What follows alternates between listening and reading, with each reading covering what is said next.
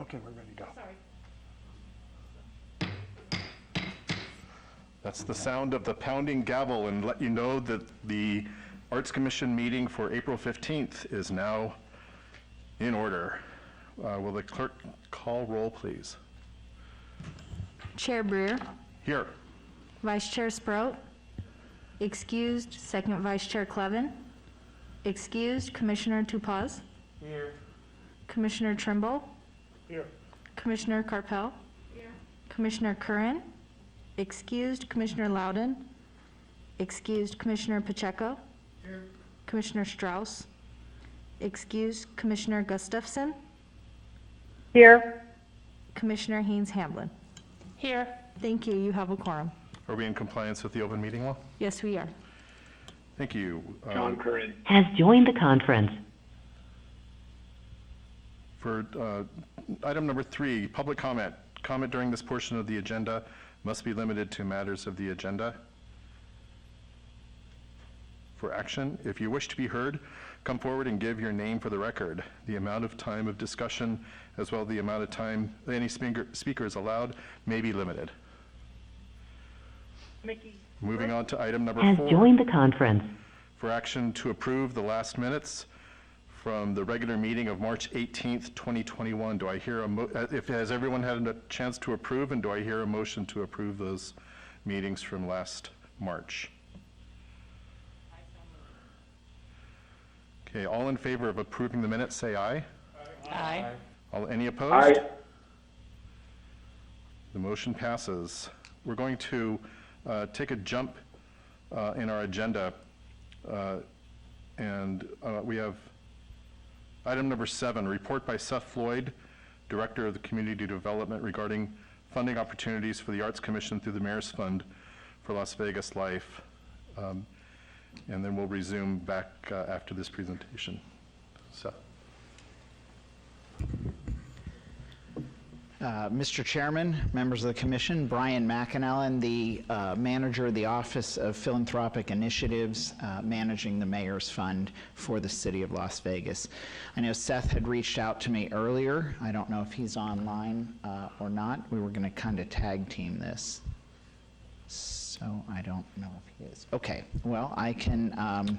We can move along into our other items, and as soon as Seth is available. Well, we had talked about what he had hoped I would be able to share with you, so I think I can do that Okay. if that's all right. Whatever your pleasure. Thank you, Mr. Chairman.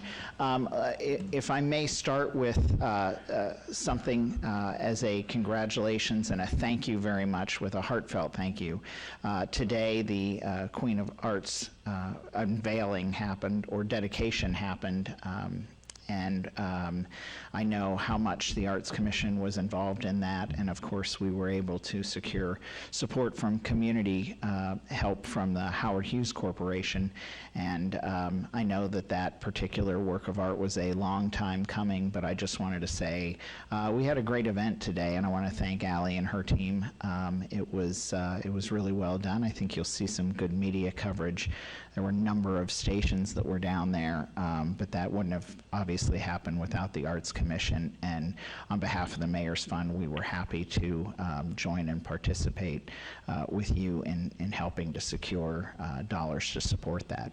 And that kind of brings me to what I've been asked to just express and comment on today. So the Mayor's Fund, as you know, has been around for 2 years, and we're now in our 3rd year, and we are sort of revamping the direction that we're going. We are looking at a number of projects that are transformational in mind and are really going to improve and move the issues that are most challenging to our community. But that being said, we're going to work on a number of other projects that will help improve the livability of our community, and that's a great deal of what you all are doing. And I personally thank you for that. I have had my time at the Nevada Arts Advocates in the past, as well as the Metro Arts Alliance, and so I understand and appreciate everything you do. We will be here to help any of you who may have conversations with other community members or artists out there, or anyone who might wish to contribute to the city with any donations.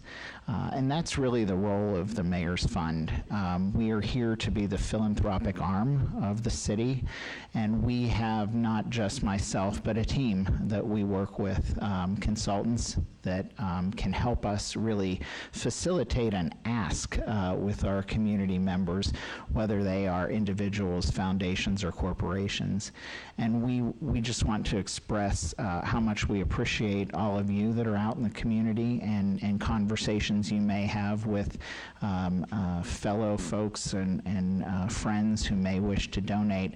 And we're here to help you with that. And we can help process that through our 501c3 that we use, which is the Nevada Community Foundation, so that they partner with us and help us facilitate all of those donations that go to support the city's projects and efforts. So we are here to partner with you, and we are here to thank you for all you do. And please, Allie and her team know how to get a hold of us, and we're happy to join you in those discussions with folks and get on at the beginning of that. So I'll stop there if there's any questions. Oh, and here's Seth.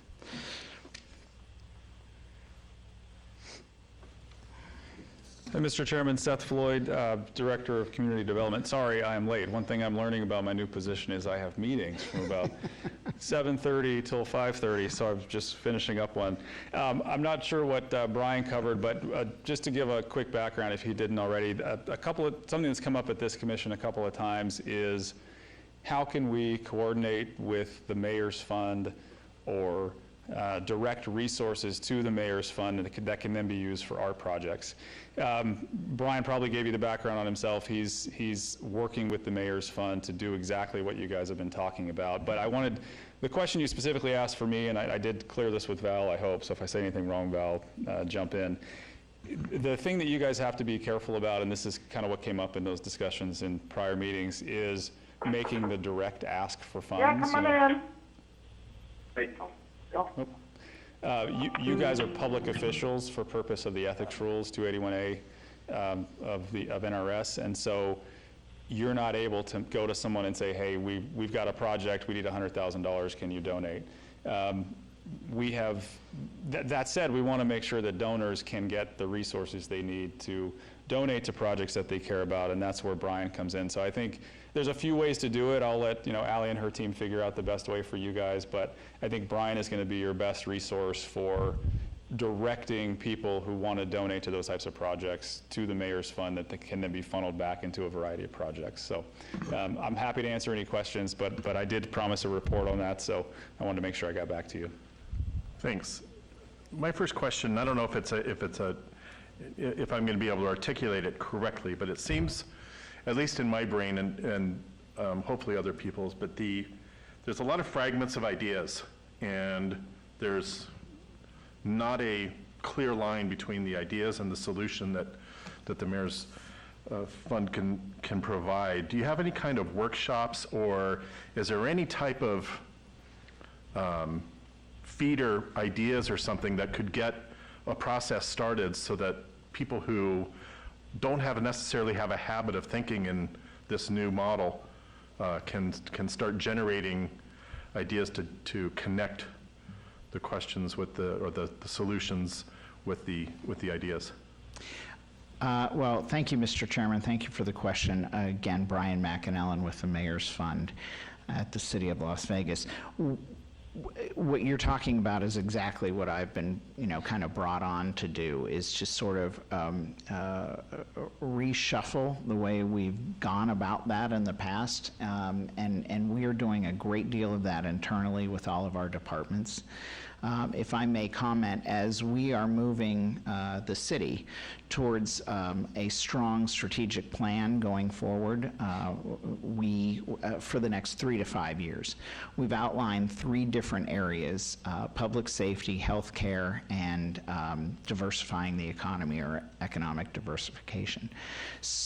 So those 3 pillars are really what we are going to, as a city, really try to focus on, and each department has a role in that. Well, the Mayor's Fund role is to support all of those departments and entities with the projects and programs to achieve the outcomes we're looking for under those three umbrellas, or 3 pillars.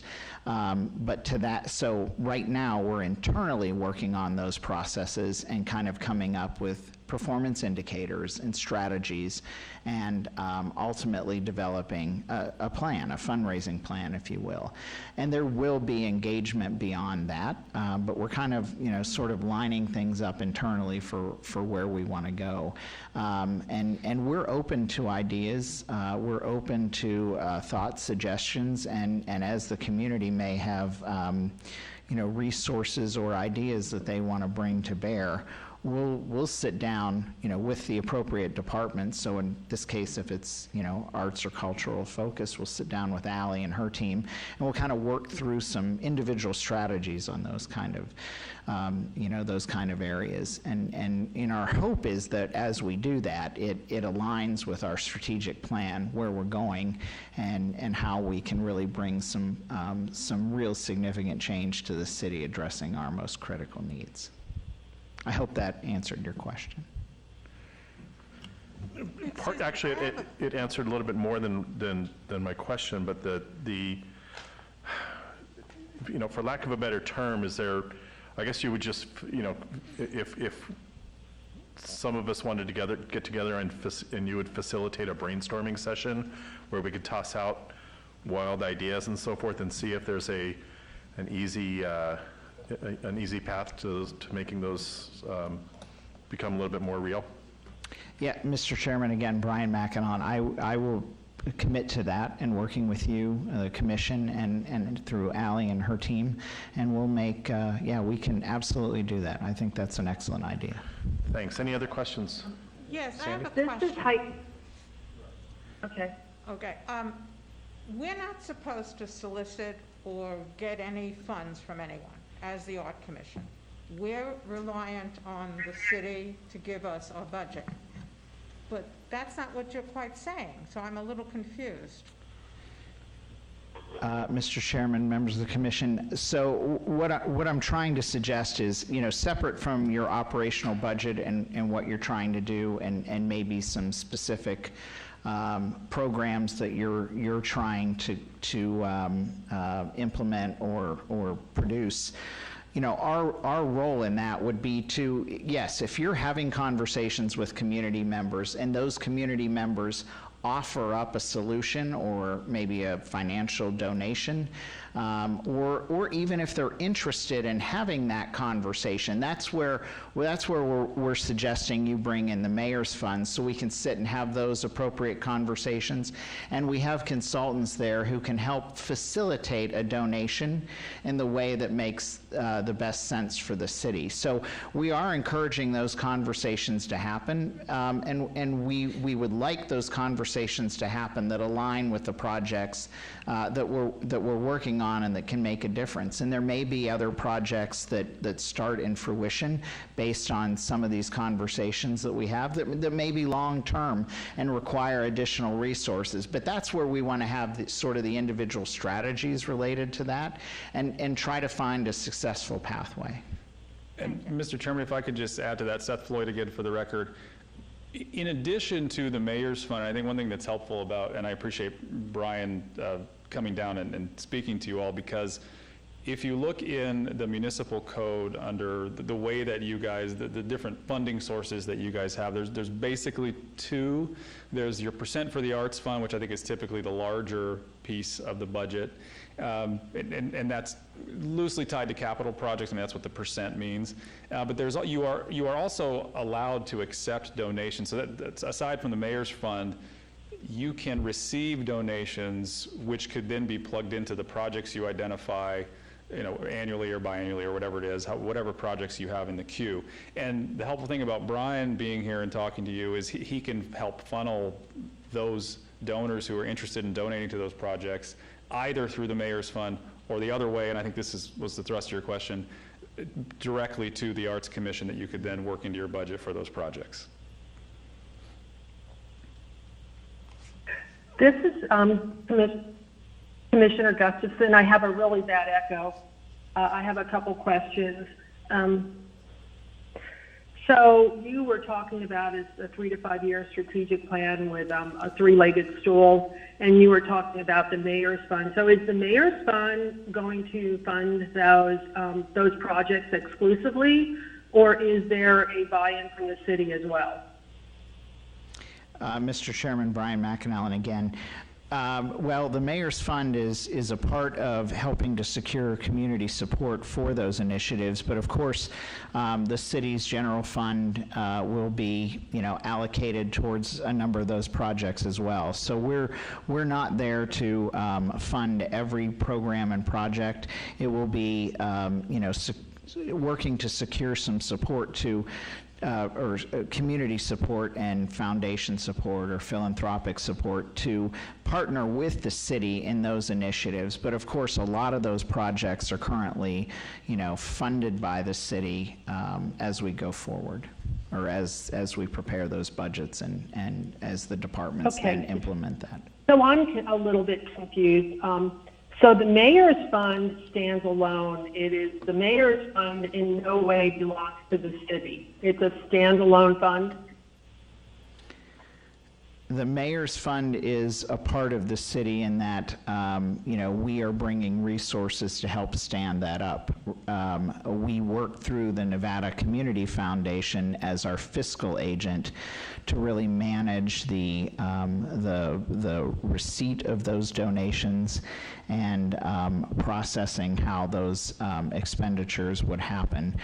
We are the mayor's fund. It is part of the city, but we also have our 501c3 arm that is the support to the mayor's fund operationally. So what will happen to the mayor's fund when the mayor leaves office? Mr. Chairman, Brian McAnallen again. The intent of the mayor's fund and the intent from the city, both from the mayor and city council as well as the city manager's office, is that this fund will continue with the direction from the city. It's called the mayor's fund, but it is really a city fund. Now, we didn't just create, why we call it the mayor's fund is, we kind of didn't come up with this idea on our own. There's a mayor's fund in Los Angeles, Philadelphia, Denver, and a number of other cities. And some cities have chosen not to call it a mayor's fund, that they name it something specific for their community. But there's several mayor's funds in very large and small cities throughout the United States. So that's just what they've traditionally named this type of fund. Okay, so it will, at the end of the day, it's still city funds. It's still money that the city can direct. Mr. Chairman, Brian McAnallen again. Yes, it is a city fund that the city can then direct. It is we do not receive a direct appropriation for the mayor's fund other than just operational for like the personnel costs for me. Our job then is to really get the community support to come into the mayor's, through the mayor's fund to support the city initiatives. if that makes sense. Yeah, and I'm not trying to hold your feet to the fire, but you're suggesting that we bring our donor base. I'm in the 50C3 or whatever. I'm in that world also, and so I have donors, and I'm just trying to be very clear on who I'm directing my donors to, and ultimately where that money will go. And so I appreciate your answers. I have one other question is, if we are able to secure a grant that requires matching funds, would the mayor's fund be available to access for those kinds of projects? Mr. Chairman, Brian McAnallen again. Yes, that is really why, one of the reasons why the Mayor's Fund was stood up, because we do know that oftentimes a community grant will be out there from, Foundation X, and it's for Right. $250,000, and that is part of what we try to do with the Mayor's Fund is secure the support to be able to, leverage community dollars with additional community dollars. And just, for the record and on the side, given your background and your understanding of all this, I would be more than happy to sit down and have long, one-on-one conversation with you to help, further this, dialogue, as well as figure out where we can partner and support each other. That's exactly why we're here. Okay, well, I'm traveling this month, but I'll contact you next month when I get back into town. Thank And you. I'll check with Ellie for your information. Thank you, Heidi. Any other questions? Okay. Anyone else? Well, thank you so much for your presentation. Brian, if you don't mind, if there's a way that you can leave your contact information Yeah. so that... Yeah, I'll just leave a few cards down here, but your team knows how Yep. to get a hold of me as well. Thank you for your time today. thank you, Brian. And Thank I you, Seth. appreciate this partnership. Thank you, Mr. Chairman. Mr. Chairman, I just wanted to say I enjoyed my time representing the Arts Commission. I probably won't be back in front of you as often, but whenever I can get back here, I will. So thank you very much. Thank you and thank you for all the help that you've provided to us over the past. Now we move on to item number 5 of the agenda, report by Jim Breer, Arts Commission Chair, regarding the monthly summary of current initiatives, cultural events, and opportunities.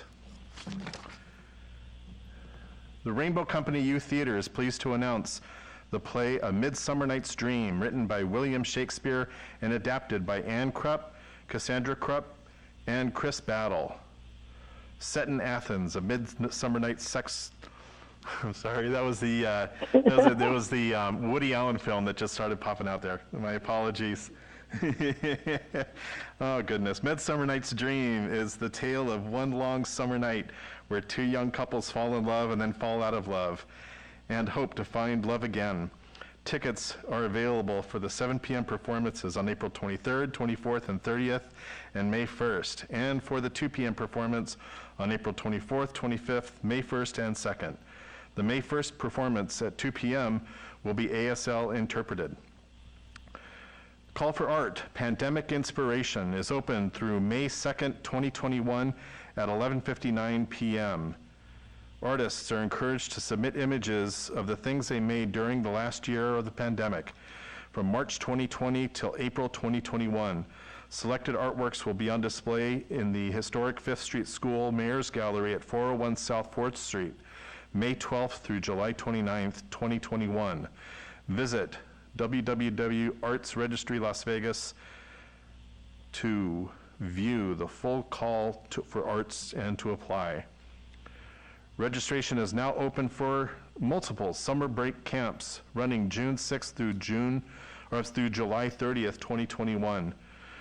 Rainbow Company Youth Acting Summer Workshop is a highly concentrated theatrical experience for students 8 to 11 years and will be taking place June 6th through the 18th, 2021, from 9 a.m. to 3 p.m. This 2-week full-day workshop will spark imagination by driving into theater arts experiences. Students will build confidence, increase self-esteem, discover hidden talents, and develop teamwork and foster creativity. The workshop is $225 per student. Visit www.artslasvegas.gov to register. Rainbow Company Teen Acting Intensive. A highly focused theatrical experience for students ages 12 through 16 years will be taking place June 21st through July 2nd, 2021, from 9 a.m. to 3 p.m. This 2-week, full-day intensive will spark creativity through various theater arts experiences that will hone students' acting skills. Your student will build confidence, increase self-esteem, discover hidden talents, develop teamwork, and foster creativity. The intensive is $225 per student. Visit www.artslasvegas.gov to register. Performing and Visual Arts Summer Camp for Kids, which is the PVAC 2021, offers art instructions in the disciplines of dance, music, theater, video production, and photography, and will be taking place June 7th through July 17th, 2021, from 7 a.m. to 5 p.m. PVAC is a cultural and performing arts conservatory designed for students 10 to 15 years of age in the best practices of mentoring, character building, and civic engagement. The program provides community youth in West Las Vegas an opportunity to participate in a structured arts curriculum created to strengthen and reinforce the processes of learning, retention, and service. Each student will receive intensive multidimensional training in the areas of physical activity, competence and achievement, self-definition, creative expression, and positive social interactions with peers and adults. PVAC is $400 per student. Registration is available by application only through the West Las Vegas Arts Center, and the deadline to apply is May 28th, 2021. You can email artslasvegas@lasvegasnevada.gov to request an application. And the Contemporary West Dance Theater Summer Intensive offers classes to ballet, Horton, Graham, African, jazz, and hip hop for ages 8 to 25, with a male intensive July 12th through the 17th, 2021, and a full intensive July 19th through the 30th of 2021. For more information, contact Avery Walker at awalker@lvdance.org. For more information about this, you can contact the Office of Cultural Affairs at 702-229-ARTS, that's 702-229-2787, or visit the artslasvegas.org. Do any of the other commissioners have additional events or happenings they would like to mention? Commissioner Tupaz, the Art to Art Gallery at Tivoli is hosting the unveiling of the John Wayne Marina paintings tomorrow, Friday, April 16th at 6:30 in the evening until 8 o'clock. The artist is a local artist, a Las Vegas artist, Jenny Baham, who's doing this particular exhibit. And then they're raffling 3 different John Wayne portraits of her work as well. So tomorrow at the Tivoli Village Art to Art Gallery, the John Wayne Marina unveiling exhibit. Any questions, you can go to arttoart.com, and hopefully we can see a lot of community support. Thank you. Yes, Hallie. I just wanted to throw out a mention for the Art in the Park art fair that's happening this weekend at Bruce Trent Park on Saturday, the 17th, from 10 a.m. to 4 p.m. Councilwoman Seaman's office is hosting an art fair comprised of local artists. There will be about 50 artists displaying their wares there for sale. And then we'll also have an artist commissioned by the Office of Cultural Affairs painting electrical boxes during the art fair. So you get to see an artist in action at the fair. Excellent. Thank you. This is Commissioner Sproat. I have, so Clark County has a couple artist calls out. We have a major public art project. It's an RFQ called Southwest Ridge Part 1. The deadline is April 19th at 3 p.m. You can find more about that call on the Clark County Public Art webpage. And then we do also have this is a temporary public art call that will close on April 20th at 11 a.m. That call is for that call is for temporary public art to be placed into the wetlands, parks and trails, and we're going to select up to 10 artists and compensate them $1,000 to exhibit there. And then lastly, we do have 2 gallery calls that is up and running. Those calls are for our Winchester Gallery and for our Rotunda Gallery at the Clark County Government Center. Again, you can find all of these calls on the Clark County Public Arts webpage. Thank you. Thank you, Commissioner Sprout. Any other commissioners have any other announcements or? Very well. We will move on to our next item. Number 6, report by the Office of Cultural Affairs staff regarding monthly summary of current initiatives. Thank you, Chair Brewer. This is Laura Machado with the Office of Cultural Affairs. I hope that the commissioners had an opportunity to review the staff report that was provided as backup. We'll just go through a few of the items that we're working on currently. The first one is an AMP utility cabinet painting project.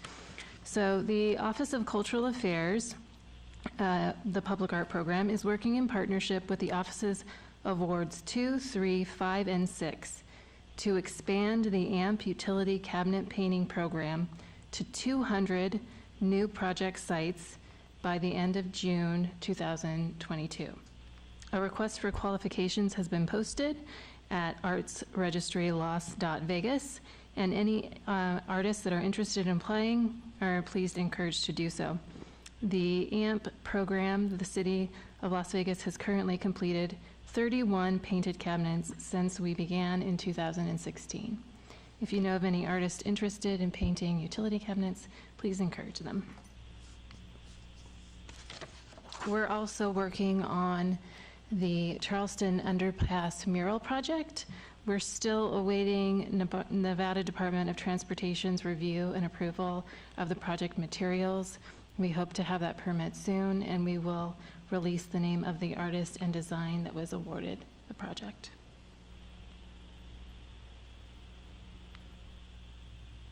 We are working on a mural project for the historic West Side School, the new design center. The Office of Cultural Affairs selected Ashante McGee and Brent Holmes to create an original work of art for the design center. The artists are continuing to paint this week. Rebecca Holden. For maintenance and conservation, the Office of Cultural Affairs conducts regular condition and inventory reports of items in the collection, and then these reports are used to generate a listing of current maintenance and conservation efforts. Also, members of the public are always encouraged to reach out to us with any conservation, maintenance, graffiti concerns, or any other general collections care items or questions relating to the public art collection at publicart@lasvegasnevada.gov. We are in the midst right now of our annual inventory, and we're really excited to have a full team this year to accomplish the robust inventory reporting we do on an annual basis. Featured on the slide here on the left is a photo of some graffiti which was removed, so the cabinet was restored to its original condition on the right. They drew little figures riding in the vehicle, which was really a unique form of graffiti for that cabinet. But we have removed that graffiti and will continue to do so on all of the AMP cabinets in our collection. We're also working on a project for the new municipal courthouse that's scheduled to open soon.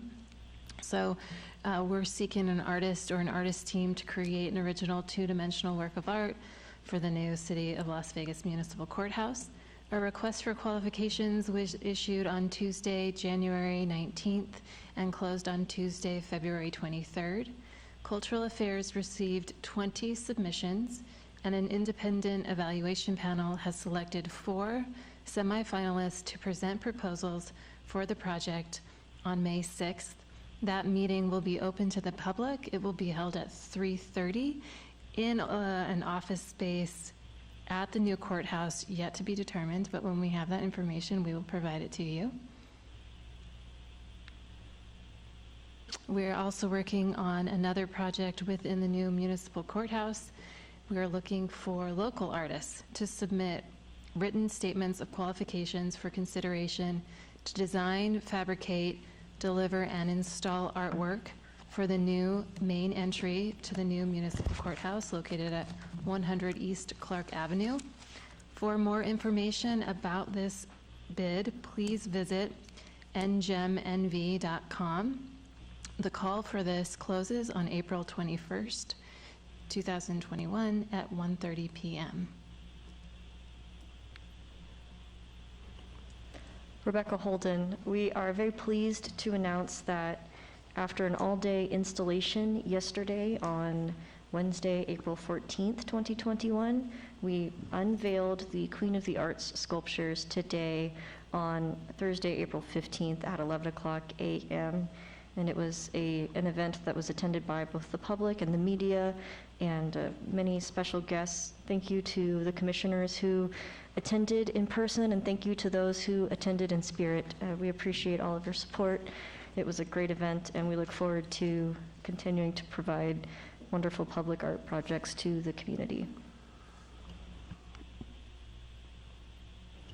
Additionally, the West Side Will Rise Again mural project, which is a project coordinated through community services, but they have partnered with cultural affairs to ensure that, a mural project going in on a city-owned facility is properly contracted with the artists.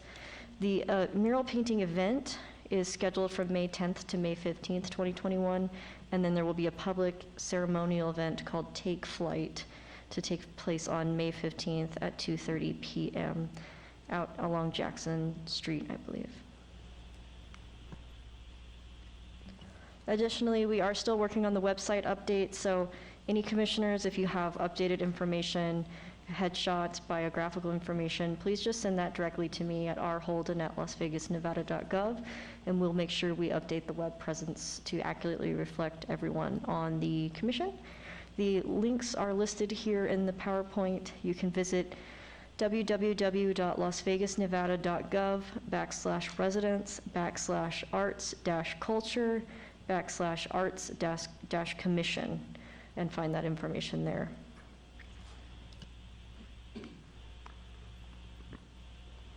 This is Laura Machado. We also have an open call for the Windows on First program. So the City of Las Vegas Office of Cultural Affairs seeks proposals for artists for artwork as part of a rotating temporary public art exhibition program at City Hall. The artwork will be on display for approximately 6 months, beginning in October 2021. A request for proposals has been posted to the Arts Registry Los.Vegas site. Any interested artists are encouraged to apply. The deadline for this project is Tuesday, April 20th, 2021 at 6 p.m. Thank you. That concludes the staff report. Does anyone have any questions?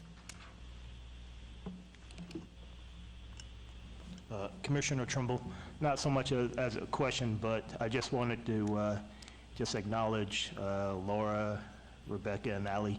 I want to say thank you for all your hard work during the sculpture project. When I looked at the crowd, there was a lot of pride and they felt a lot of love. And I know you guys work, or you ladies work very hard at what you do. And even if they didn't know your names, they wanted to say thank you. So on behalf of the community and Ms. Marsh and everybody at the West Las Vegas Art Center, thank you very much. Thank you. This is Commissioner Haynes Hamblin. Thank you, Commissioner Trimble. I also wanted to add my gratitude for the event today and the project as a whole. And also thanks to you, Commissioner Trimble, for suggesting this project so many years ago in 2016 to the commission and getting it started from the very beginning and seeing it through all the way till the end. I really want to acknowledge all of the staff who worked so hard on this project. It was one of the longer public art projects that we've been engaged in, and the fact that it was installed today and unveiled, dedicated so beautifully and got so much attention is really a testament to the work of our team. And Rebecca in particular, I really want to thank you for your tenacity and getting it done. It was quite incredible and something that we can all be very proud of for a very long time. Thank you for the kind words. This is Chair Breyer. I had a question with regard to the amp boxes, the 200 additional amp boxes. What happened to wards 1 and 4?